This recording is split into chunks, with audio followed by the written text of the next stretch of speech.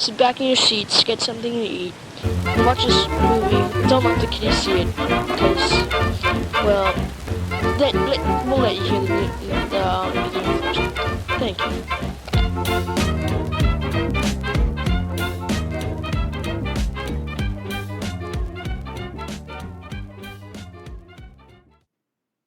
Hello. Hello. Hi, guys. Long time no see. Welcome to Closet Chat. I'm Sunny. I'm Rainy. So, Rainy, how are you? Oh, I'm better now. Just closet space is a bit cramped lately. It's a bit, yeah, it feels extra cramped than usual. It's actually kind of unusual. Yep. Feels quite stuffy. Like, what is all this stuff? Rainy, where did all this stuff come from? Oh, don't worry about it. Don't worry about it. It's like a bunch of stuff, like shiny rocks, like there's what is that? Don't worry about it. That's like 50 bras hanging from the ceiling. Oh, I don't know where that came from, honestly. And there's dolls mixed in with it too. I don't know where those came from, to be honest. I don't know. I just came in the closet and it was just like this. It's like we're in the middle of like a collection. Yeah. A big collection too. No kidding. Whoa, suddenly it feels more open. It looks like we're in an entire room. Oh yeah. It's actually quite roomy in here. Yeah, this is interesting. Yeah. Oh, closet has done weirder things before. No kidding. So, for today's episode, we are going to be talking about collections. Yay! So, my dear host, Yes. what is a collection? So, a collection has various meanings. But according to Wikipedia, which we're going to get a lot of our sources from, the hobby of collecting includes seeking, locating, acquiring, organizing, cataloging, displaying, storing, and maintaining items that are of interest to an individual collector. So, what would define a collection? Like, if I had some stuff, like, when is it a collection? So, according to some definitions, a collection is when you get 3 or more with the intent of getting more. Okay, I see. Mm-hmm. So, yeah, collections. Yep, collections are so fun. Yeah, no kidding. So, tell me more about collections, Rainy. I'm sure you are probably more well versed than I am. Well, I can actually give you a brief history of the hobby of collections. Yeah, let's go for it. Alrighty, so just to let you know, collecting is a practice from a very old collecting is a practice with a very old cultural history. So in Mesopotamia, it was noted among royalty and elites to collect items as far back as the 3rd millennium. The Egyptian dynasty collected books from all over the world, known as the Library of Alexandria. Yes. R.I.P. R.I.P. There was a family in the Renaissance Florence that made the first ever to collect art by private patriarch. No, I don't know how to say that word. Patronage. There you go. Thank you. And a way that the artist could be free for the first time from the money of the church and all that. So that way people can see the art of this private art collection. So it's and even then, like, there's even popular museums from the Metropolitan in New York City, to Franz Mayer in Mexico City, which has collections that are formed by collectors that donate them for the general public to see. Yeah, that's how a lot of museums are kind of formed in the first place, right? Yeah. Mm-hmm. In fact, the collection hobby is a modern descendant of the Cabinet of Curiosities, which was actually pretty common among scholars for them to see and research unusual items from the 16th century onwards. Yeah, I think I saw something about collecting specimens of like butterfly rocks. Yes. More biology type stuff. Yes, and there's actually different types of collection. The one that I was talking about with all the historical things, those are more of historical collections. Mm-hmm. Now, for everyday people like you and me, we would be collecting things that we could find every day at home in our environment. Like, for example, like you said, people will collect birds' eggs, butterflies, rocks, and seashells. Other people would buy manufactured commercial items like dolls or Pokemon cards. That's where we get the memorabilia too, right? Yes. Mm-hmm. Yes, and of course these items. It also depends. Like certain, if you go more towards the commercial items, there's even money value to them depending on when they were made and how long they've been out of what's the word, manufacture.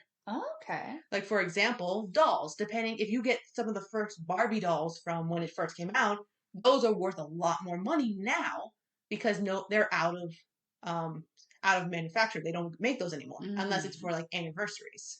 So would those be like considered like more of like vintage or antique? Yes, and even they are even high valued as collector's items. Mm-hmm. So yeah, so that's one way. Now, of course, I will say, because I may or may not have some experience in this, don't mess with the collector's stuff. Yeah. Don't ever do that. Just trust me on that. Yeah. Don't touch. Only look. Yes. Don't even try to breathe too hard. Yes. Anyway. Speaking of not messing with collectors, there is a pretty interesting psychological factors that could be come out. Yes, please tell me, and you might explain some things with me too. Yeah. So this too is also from the Wikipedia article in regards to collecting. So psychological factors can play a role in both motivation for keeping a collection and the impact it has on the collector's life. Mm-hmm. Hint, hint, hint, hint, hint, hint. Stop. These factors can be positive or negative. So, the hobby of collecting often goes hand in hand with an interest in the objects collected and what they represent.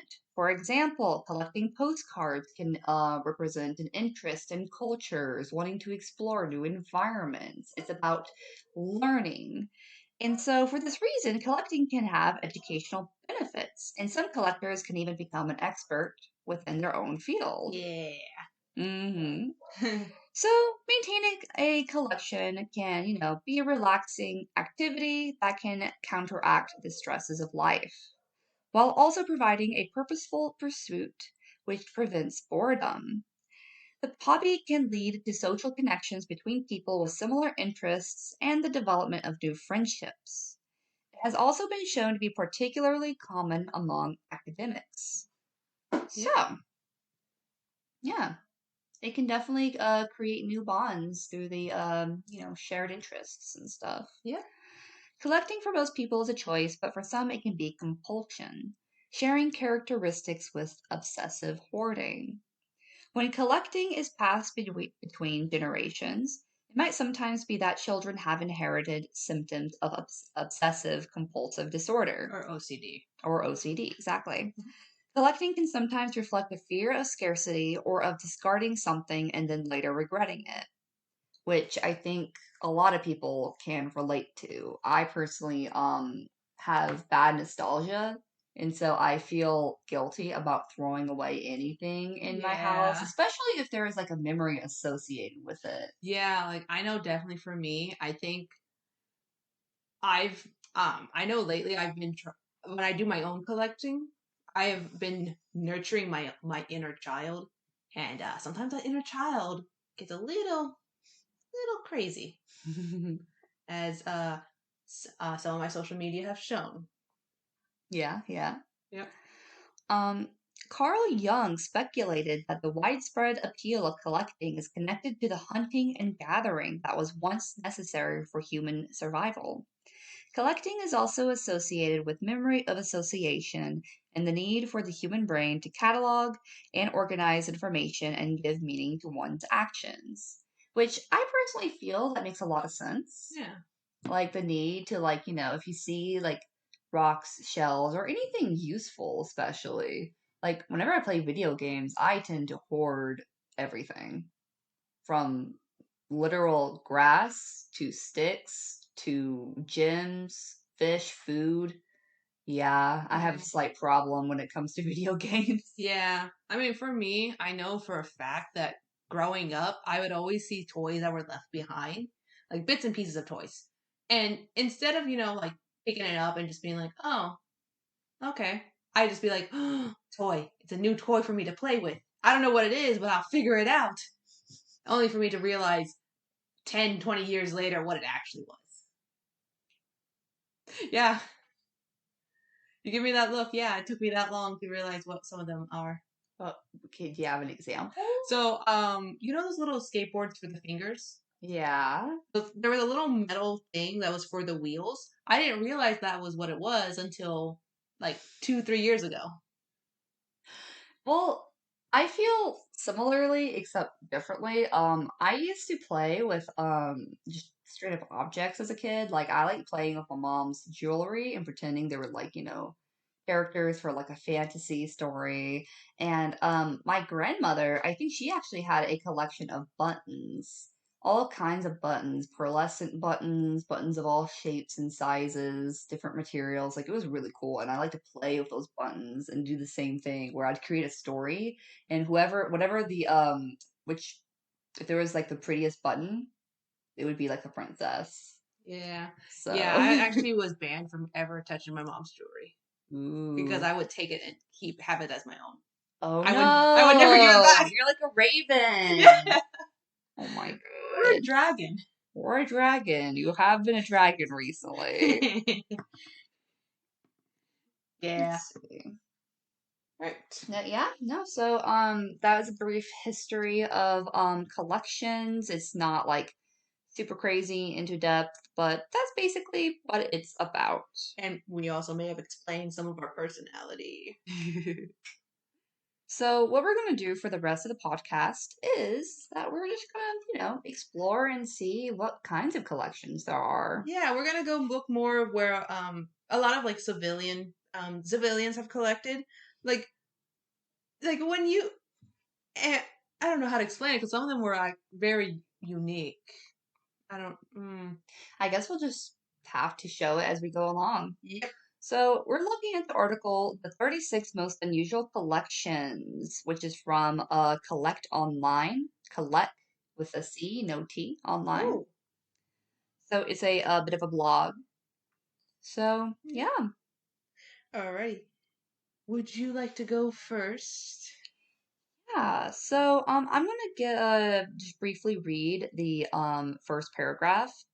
So we, the royal we collectors all have had a passion for some objects and have started our own collection. This collection can become a part of our identity and sometimes comes to define us as individuals. For some, this is all consuming and sometimes invasive passion has remained fairly simple in terms of subject matter, old coins, stamps, etc., but others have developed a passion for less conventional objects. Ooh. Yeah, these collectors with more unusual themes made us want to know more about them and how their passion for those collectibles came about. In this article, we offer you the opportunity to discover some amazing and fascinating collections.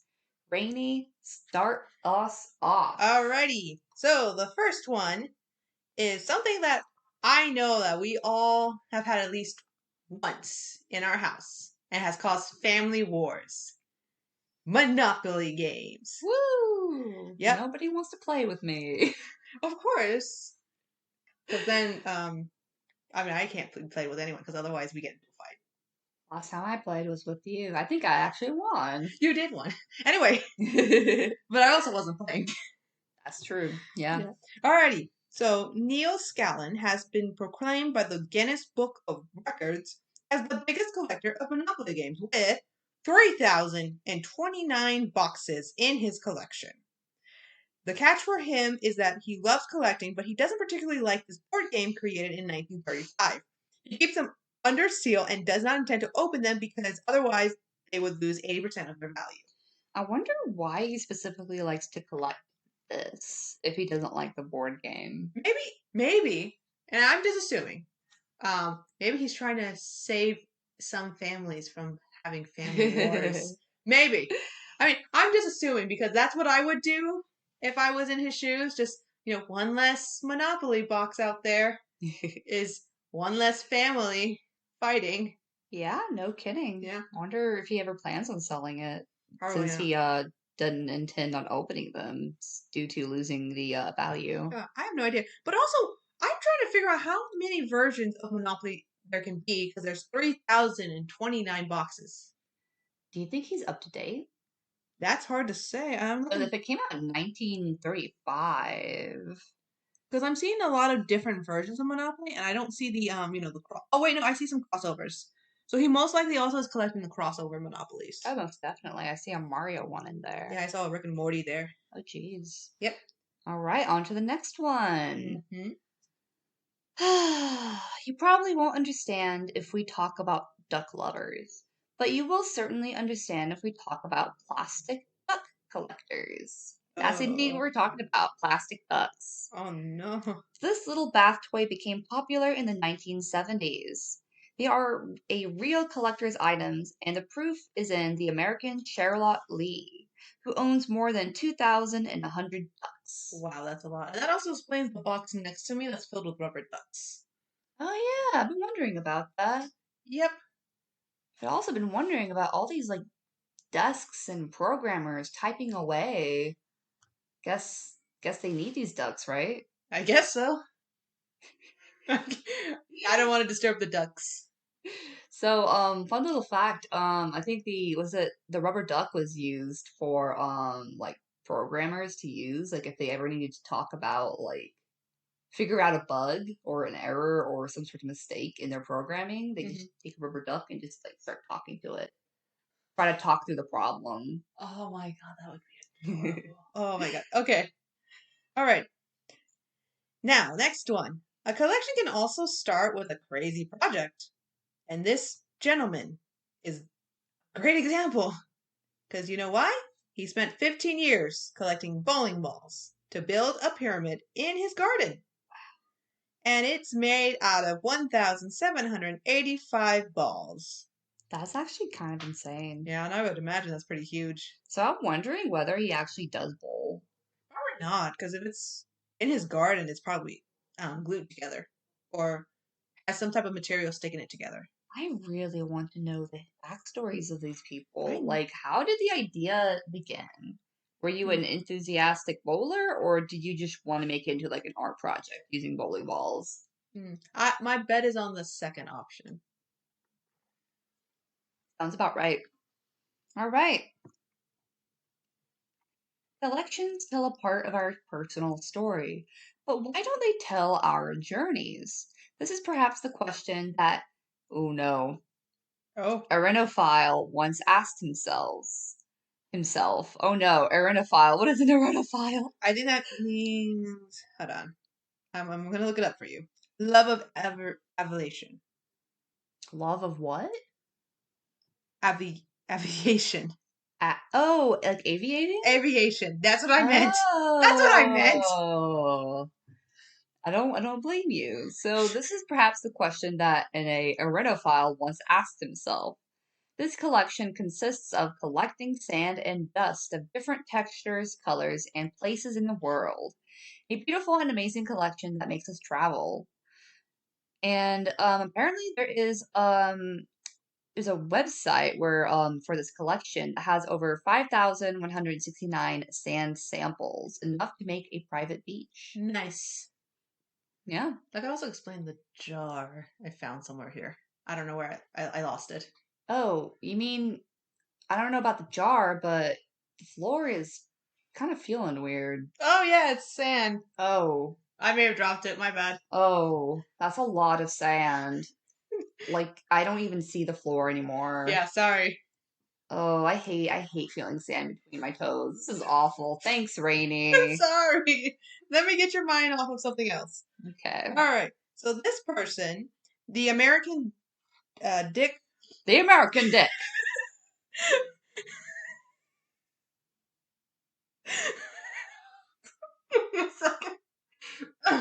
Only American. Anything else is a commie dick.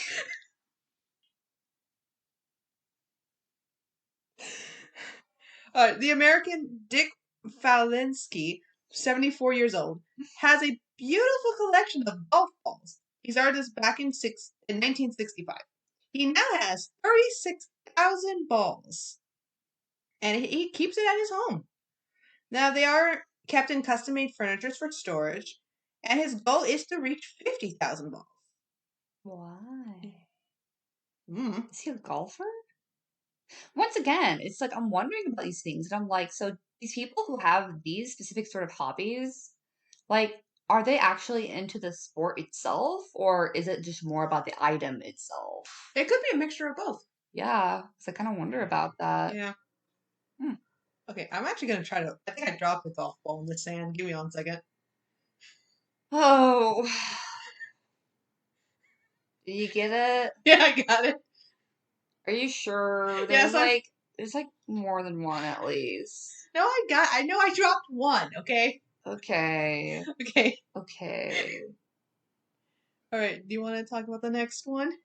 So, this one is erasers, which, honestly, I don't blame them. No, because they're pretty. Yeah, and there's a lot of fun, like, eraser shapes. Like, there's, like, erasers that look like little foods, like Yeah. sushi, like, and sometimes they smell nice. You don't want to get rid of them. Yeah, I hate using those.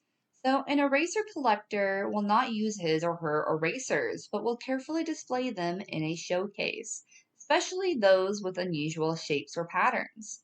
After much research, the largest collection of erasers we found is 44,099, which Ooh, is kind of insane. very But then nice. again, it's like you're taking like all the different types of erasers out there in the world into account. There are so many. There's probably like a billion different types. Yeah, there are. And I don't blame them. I hate using like my fancy erasers that are like shaped and like, cute. Like I hate using them. Yeah, I hate it when people give me the fancy ones because then I'm just like, I can never use this. I hope you realize that. I feel the same way with stickers. Like anything that you have to like use once or like if you start using it, it'll just never like, Yeah. you can't use it again at some point because you're literally degrading it as you're using it. So, yeah. That's why I have been trying to get everyone I know sticker books, reusable sticker books. Okay. Oh, I think this one's gonna help you help you distract from the sand. Pez dispensers. So there's no age limit with these candies and the dispensers they're in. Now, Regis Birth has more than 1,400 Pez dispensers in his collection. And you know what? He's only going to expand it even further. Now, this is a rare and unusual passion since there's only 100 collectors in France alone that do Oh, this. so he's from France. Yes. Because I'm kind of curious about Pez. Like, I remember as a kid, like, seeing them more often, but I feel like they're not as, I guess, as popular. You feel that too? Yeah. Oh my god! And oh my god! And even my day job, we finally got Pez, and I was like, oh my god, people still make these? Yeah. And I'm like, why? Because I used to think they were cool as a kid, but now I'm just like, I don't know. Well, the designs were really cool. The designs are pretty cool. The candy, like, the candy itself tastes kind of shit. Yeah, when you look back at it, it was just pretty much chalk. It was chalk. It was delicious chalk. Yum. I've had better chalk. Oh, well, speaking of edible chalk, what's going to go to the next one? Hey now, don't disrespect. I'm sorry, I'm trying to distract you from the sand. This is very difficult. It's like in between my pinky toe now. You want me to get you a chair? Okay. Some packaging is art, and this is what the Pringles box collectors are proving. These chips were a real revolution, unbreakable because of their shape, their sometimes surprising taste, and moreover, sold in tubes, allowing them to have more chips than air, which I appreciate. It was these flavors that made the brand famous from the 1980s onward. Today, these famous boxes were collected, and we found a nice collection of 1,098 tubes. All that remains is to find out if they are empty or full. The cat part of me wants to open them. I want to open them. But I know I'm going to piss some collector out. I already pissed one off with the sand. See, what I want to do is like take off like the top, like these ceiling parts from the top and bottom, and just like one giant Pringles tube. Oh. And make it into a telescope. Oh, that was always more fun. Okay. Oh. Oh, this one's exciting. Hey. Yes, this is going to be my favorite one. So another possibility is to combine your passion for traveling with a collection. The famous signs that we often forget to hang on to our hotel doors, even though they are so aptly when we want to get used to jet lag. Do not disturb. The Italian Erodo Flores has the most beautiful collection of these signs with 15,000 different examples. These signs can be made of wood, paper, or even small objects, such as stuffed animals. They date from the 1940s for the eldest to the present day. I want to see that stuffed animal one because I would, no joke, I would buy that from the hotel and I would just be like, this is mine now. Yeah, no, yeah. I know there's like some other collections where they'll like, do some similar stuff where it's like, oh, people who collect like signs, like stop signs. They straight up steal stop signs. Yeah, I mean that one. I like the idea of traffic signs collections. Yeah. Probably will be a little more on the illegal side, but you know what? Probably. But also shiny. They are shiny. So shiny. All right. Speaking of traffic, signaling cones. Oh, wait. You see them too? What are you talking about? Don't do that to me. Huh? Just read the article. Hey, do you not read this? Do not disturb. Don't disturb me. I'm already mentally disturbed as it is.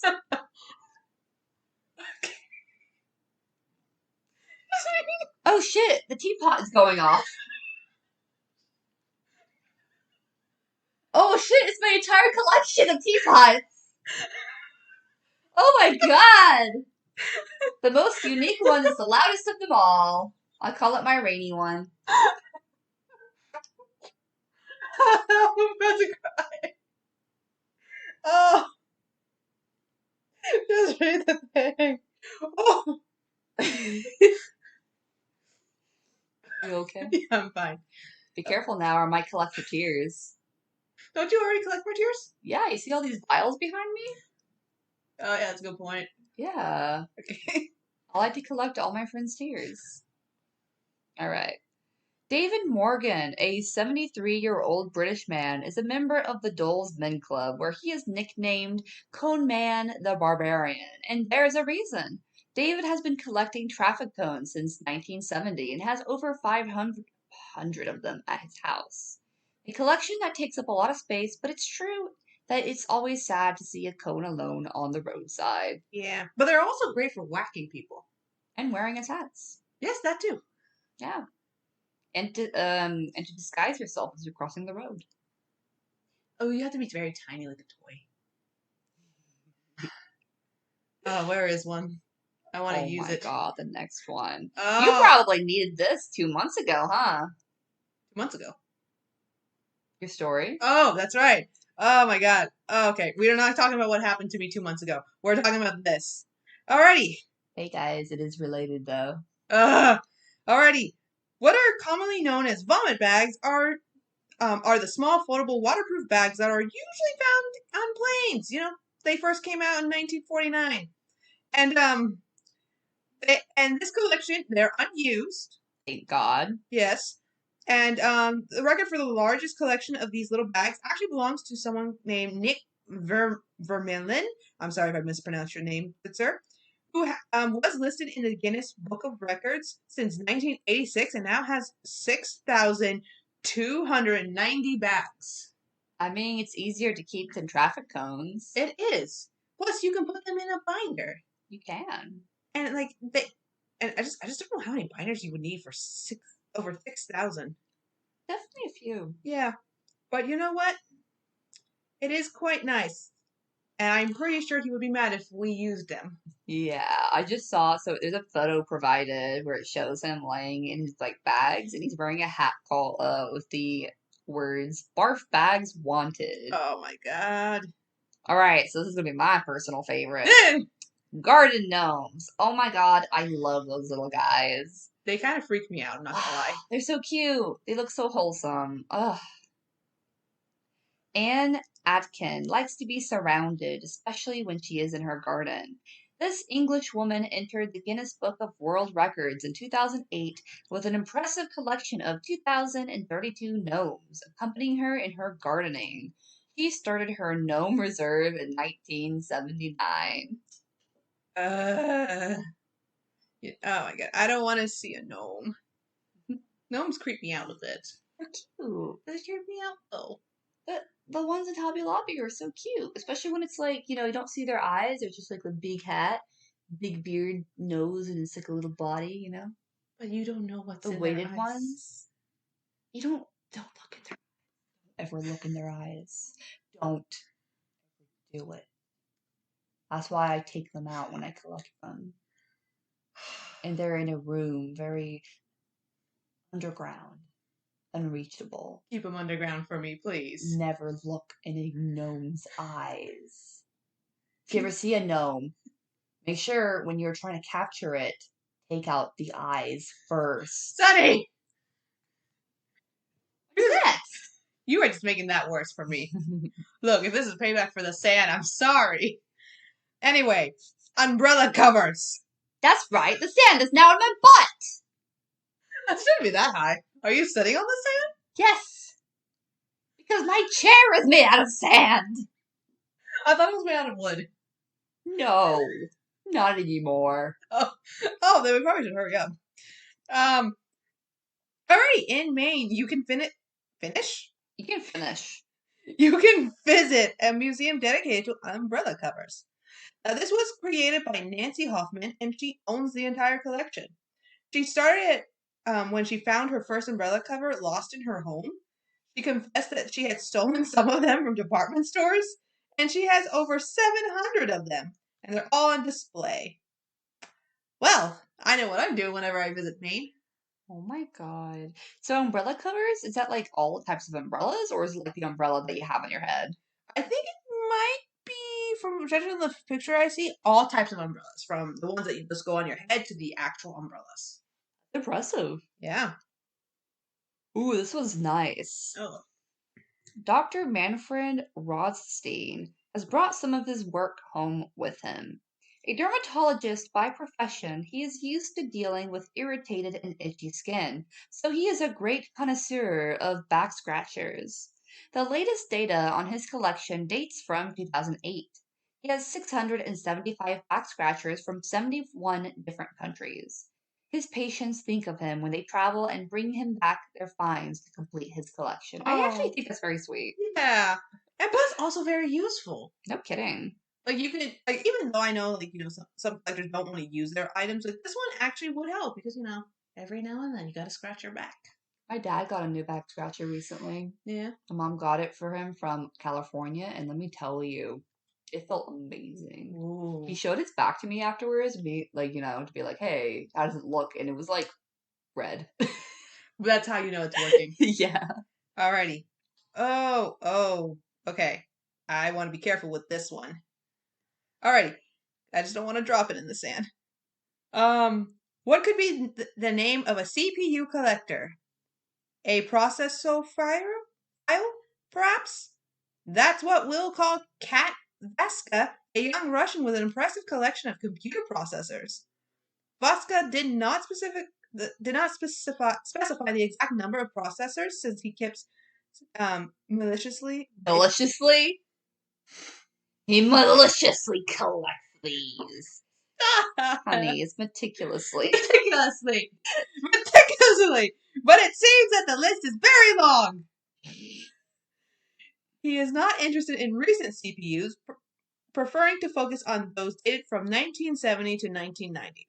He doesn't hesitate to vary the pleasures between the different brands, from Intel to AMD, passing by more original brands straight out of the Soviet Union. I like how specific it is. Yeah. It's pretty neat. Yeah, look at this. Look at this shiny thing. I think it's one of processors. I don't know. Oh, can I have it? Yeah, sure. Just don't drop it in the sand. Oh. Oh no! Oh no! You're picking it up. Oh no! You're picking it up. Oh well. Speaking of other things, I need to pick up. I'm sorry, Rainy. Why? Might have done some self-care here recently. Oh, please no. A collection for a good cause. Atlantic Path has entered the Guinness Book of Records with a large collection of nail clippings. Almost 30,000 of them. This group of scientists is studying the various factors that leads to the development of cancer. They use body measurements, blood samples, and of course, nail clipping. Please tell me you did not drop any in this sand. Well, you will never know. Now the sand's no longer fun. Hi. And it's now kind of sharp. Oof. Why? Sorry. Ah, My nails were getting long. Okay, you know what? I know a way to make it worse for you, at least. Just Coca-Cola cans. When a brand becomes a common name, it is easy to imagine that it generates enough enthusiasm for collections to be born about it. The largest collection of cans is held by the Italian David Adreni.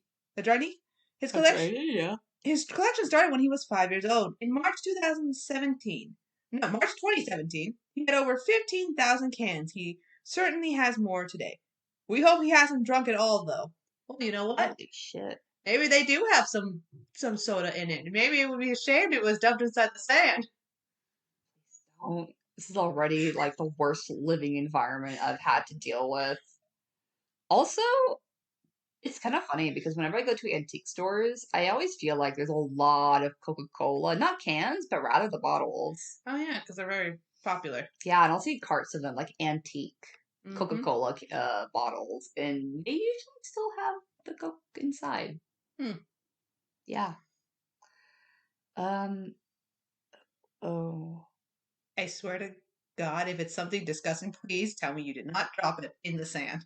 What could be more satisfying than collecting what we produce ourselves? No. That must be what Australian librarian Graham Baker thought. For the past 30 years, he has been collecting his own belly button plushies. No! Little balls of fabric that gets lodged in belly buttons when clothes are rubbed, and sorting them into jars over the years. In 2010, he entered the Guinness Book of Records with 22 grams of his little productions. On that occasion, he also said that thermal underwear provided a larger and more beautiful production. We thought this was very important information to share here. Please tell me you didn't drop this one in the sand. They're color-coded. Oh! Oh, why? Yeah, I only made sure to drop my sand-colored ones here. Oh, why would you do that? I'm sorry. It happened as I was clipping my nails. Ah! Okay. Oh! What? Oh, this one? Yeah. Oh no. Well, that would really suck if it got dropped in the sand. Don't worry, I'm not that bad. I'm like the worst pet you've ever had, but I'm not that bad. Please proceed. Okay. So 1,277 fossilized excrements. That's a thing. Yay. This is the collection of George Frodson, an American who entered the Guinness Book of Records. He became fascinated with these unusual fossils when he was taking a paleontology classes at the age of 18. Look, I'm sorry, I'm getting disturbed by what's getting dropped in the sand. Okay, these are not just rocks, but real piece of history and of an ecosystem that has sometimes disappeared. Ugh. Thanks to these excrements, we can find out which plants have sometimes disappeared or which animals these excrements might have belonged to. To conclude, this is a quote from George. You must have passions. Mine is coprolitides and whatever caprolites. And whatever yours is, you have to live it. Okay, I'm gonna. I will say, the whole bit about like finding out like about more like plant species as well as animals. That's kind of interesting. But It is. But I'm gonna put him on a tall box. I'm just gonna stay up there. If I fall in this box, I'd rather live in this box than touch the sand anymore. Don't fall in the box. I will fall in the box Don't now. fall in it. I will. That's where I. Never mind. Nope. Moving to another box. Moving to another box. Get to the That's where I keep my Joker cards, ma'am. Oh, god damn it. Donato De Santis, an Italian magician, has entered the largest collections of Joker cards. It consists of 8,520 cards. Ooh. This collection was started by his mentor, Fernando Riccardi, in 1999. Riccardi donated the collection, at the time 2,000 pieces, to Donato, who promised to continue the collection, and he has kept his word. The uniqueness of this collection is that each Joker is different per card. Ooh. Interesting. Mm-hmm. All right, hold on. I'm just opening the box next to me. No. What? You don't trust me? No. You don't want this? That was given to me by the mailman. That's right, I'm seeing the mailman. Oh. Wait, I meant the milkman. Oh shit, no, I'm seeing them both! I shouldn't have said anything. Well, what about your current partner? Where do you think I've been getting all these milks and postage cards? Okay. Alright, so yes. Paul Luke started his collection in 1987 when he was only 9 years old and earned his pocket money by working with a milkman. By the way, this Yeah. This little job launched him into his career and his collection today. Today he is a salesman for a large dairy company and owns over 10,000 bottles of milk.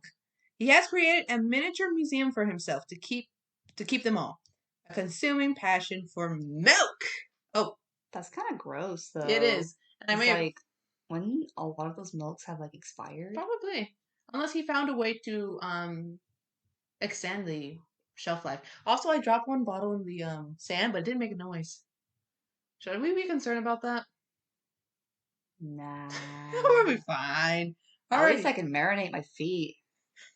I could have done it with the Coca-Cola, but you wouldn't let me. That's because it would have been spicy. These dogs cannot handle spice. Fine. But what they can handle is plastic food. Oh. That's our generation, babe. We consume a lot of microplastics. Oh, yeah. I think there's a box somewhere for that. Sampuru are an important part of Japanese food culture. These fake plastic food displays are far above menus in Japan, as they allow a more representative visualization of a dish to be served.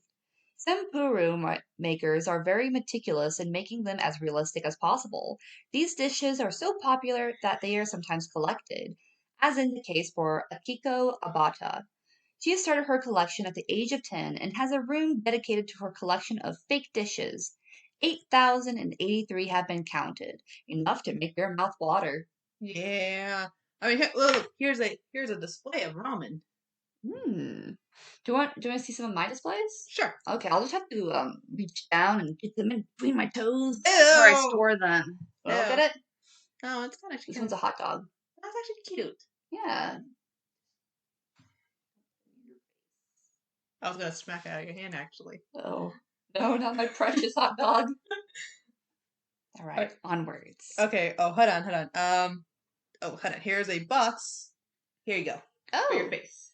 Thank you. Oh my god, I had so much sand on my face too. Yeah. Good thing this box of paper napkins was here. Oh, thank God. So Martina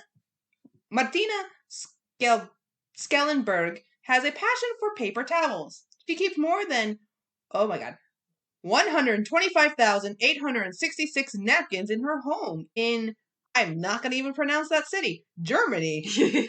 That's a long name for a city. Yep. And I know I'm going to hurt my jaw. This large collection allowed her to enter the Guinness Book of Records on June 26, 2013. Honestly, some of those napkins are pretty fun. I love it when they're like super like decorated. Yeah. Oh, interesting. All right. Ooh, another box of stickers. Are these stickers? They look like stickers. Oh, but they look familiar. They do. Oh my god, I know where they are. Yeah, I actually got these from a gal named Becky Martz. So she actually spent 29 years collecting and inventorying more than 21,000 banana labels from all around the world. Oh my god, that's a lot of bananas. Yeah. This American collector enjoys saving these tragically faded labels from the trash. Becky's labels date back to 1960. She often attends meetings of label collectors. There are an estimated 375 collectors worldwide. Well, now I gotta add that to my sticker hoard. Alrighty. And, okay. Oh, hold on. Here's another box. Oh. Do you want to open it for me? Because I have too many boxes up here and I can't open it. Wow, that's a really squeaky box. Yeah, sounds like a door. All right. That's it. Oh. Oh. Are these full sugar satchels? Sachets? How do you pronounce it? Sachets. Okay. Sachets. Huh. So this is by Christine Henroth. So she is a Belgian teacher and a glycophile. Yeah, glycophile, I think. And she has proof that many things can be compatible. So she has a collection full of sugar sackets, which are empty, actually. But she has more than 50,000 of these, and she keeps them in her sugar cellar. Now, she has thought of everything to keep it well, like, having a humidifier in her cellar. Sugar is no joke. Oh, I almost feel bad opening this. I don't want to ruin the sugar. Okay. Oh, so she does have sugar. Okay. Yeah. All right. All right. Go into the next sand. One. Ba-dum-bum-bum-bum. If you thought you were a McDonald's lover, you would pale in comparison to Mike Fontaine. 60-year-old Pennsylvania man collects all the McDonald's merchandise. The result is a record of 75,000 items, or the largest McDonald's collection in the world. McDonald's, you better treat this man with respect. He better be getting free McMeals every day. Yeah. Wait, does he also collect the toys? Because it says merchandise. So yeah, I'm assuming it's the toys too. Oh my god. Yeah. I would like to look into that man's collection. At least I think it would be. Yeah. Alrighty. What's the next one? Oh. What is this? Oh. Okay. Okay. So. I've heard about this one. Mammals phalluses? Basically, it's their penises. Ow! Ow! Ow! Oh, God. Okay. Okay, I'm going to try to get through this without puking. When a private collection becomes a museum, you get the Phallus Museum in Iceland. And I'm not even going to pronounce that city's name.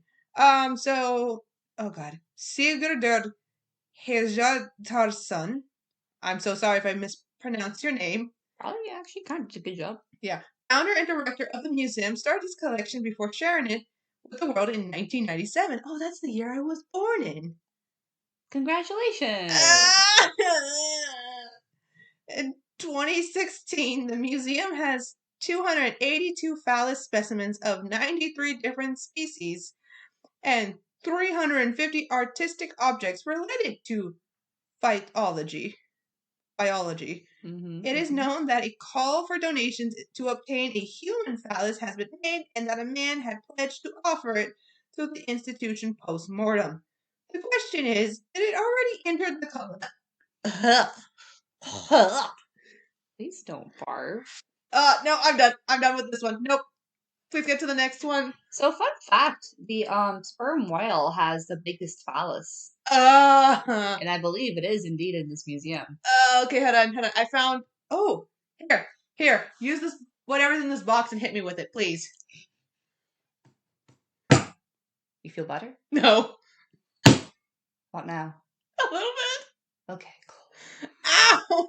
All right, I would say let's do maybe one more each due to the time constraint we have. Yeah. All right. Oh, actually, Rudy, I found something much better to hit you with. What is? Bricks. Nope. I'm good without the bricks. There are only a dozen in France who collects bricks, like Christian Marsaud, a young retired man from La Roche-sur-Yon in Vendée. Sorry, France. In his garage, he has 400 bricks that cover a whole wall. He is a real enthusiast who can tell you for hours about the history of each brick he has collected. Thanks to his clay blocks, he retraces a whole part of the history of patrimony and humanity. With Christian, all the long speeches will not let you marvel. Oh wow, he ended it with fun. Ow. My head kind of hurts. You're welcome. Well, you know what? I'm just gonna put something soft on it. Let's see what's in this box. Oh, perfect. Minty too. Yeah, minty. Toothpaste tubes. To make sure your teeth are always clean, that's what Val Kopakov, I hope I pronounced that right. Kopakov, thank you. Thought when he started his collection. This American is a dentist and has chosen to display part of his collection in his office. At the same time, with over 2,037 tubes of toothpaste from all over the world, he can afford to display parts of it in different places. Huh. All right, time to speed run. Yes! Toasters, next. Cookie jars. Ooh, shiny. Condoms, next. Oh, gross. Pizza boxes. Ingested objects. Yeah. Fortune cookie messages. Zoomorphic sculptures. Ooh, creepy. And that's it! For this article, at least. The condom one is interesting. Ingested objects? Oh, that's like the whole thing where something gets stuffed like in your butt or you swallowed an item. Okay, calm down. Jesus Christ. Okay, I'm gonna hit you with this cookie jar if you continue. Please stop. Okay. Okay.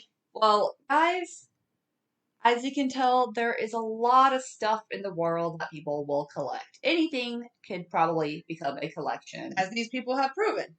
Yes. Whether it is a creepy doll or trophies, really anything. Or little knick-knack figurines. Yeah, or rocks. Yeah. Anything could be worthy of becoming a collection. Yep. As long as you don't, go overboard with it within one sitting. And you guys, our listeners, are our personal little collection. Our hoard. We like to hoard you guys. Yay. Alrighty. So we should probably figure out a way out of this with the sand. There's so many doors around us. Oh no. It feels oddly familiar. Oh well. You know what? Let's just go ahead and go through them. Alright, guys. We'll see you guys later. Wish us luck. Bye. Bye. I hope that you have a good afternoon. I hope you have a good evening. A good night. And a good morning. Goodbye. Adios.